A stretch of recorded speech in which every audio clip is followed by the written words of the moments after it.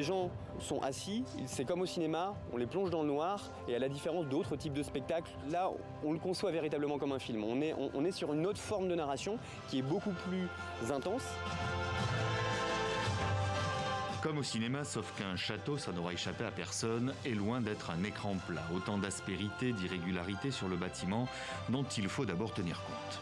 On fait un premier repérage et on fait une modélisation 3D de cet environnement. On vient le transformer visuellement, donc on va d'abord le représenter tel qu'il est, en le soulignant par des traits sur son architecture, mais on va aussi le transformer pour l'emmener dans un registre parfois notamment plus oriental, puisqu'on part en voyage sur son spectacle, et c'est tout le château qui vient se transformer pour proposer des nouvelles compositions, des nouvelles architectures. Si l'image a le grand mérite de ne pas endommager un bâtiment si prestigieux, c'est en revanche beaucoup plus délicat quand il s'agit de manier flammes et explosifs. Là, c'est les derniers calages de synchro entre les flammes et la musique. On a fait les dernières répétitions hier et donc on rajoute quelques séquences.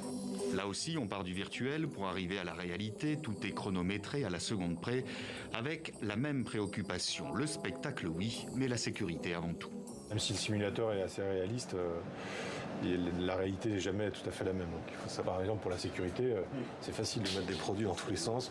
Et à un moment, il ne faut pas oublier qu'on doit faire attention. Et donc, on a un peu tendance avec le simulateur à vouloir en mettre plein, alors qu'il faut vraiment rester raisonnable et toujours penser que à la fin, c'est quand même des vrais artifices. C'est pas un jeu. Quoi.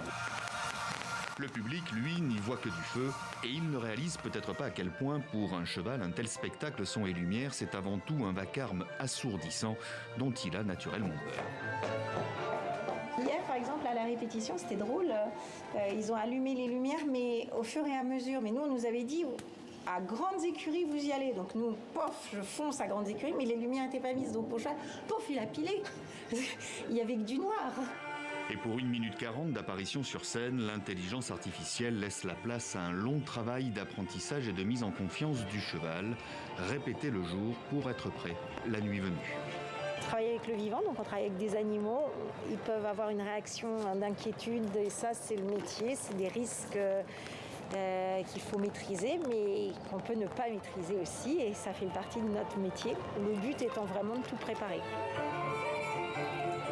C'est cette relation qu'on a avec eux aussi qui est très importante parce qu'on passe notre vie avec eux, donc on sait comment ils sont.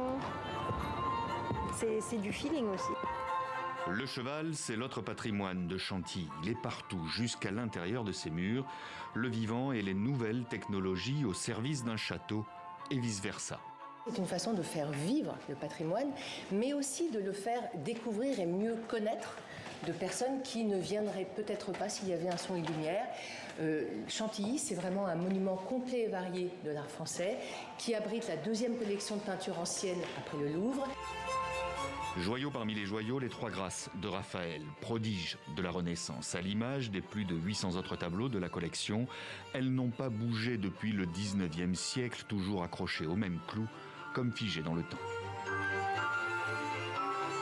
Dans le testament du duc d'Aumale, il y a l'obligation de ne rien bouger à l'intérieur. Alors c'est un atout, parce qu'on fait découvrir à quoi ressemblait une demeure du 19e, mais ça peut être parfois un handicap, et c'est pour ça qu'il faut utiliser les nouvelles technologies d'aujourd'hui pour faire vivre des lieux comme celui-ci.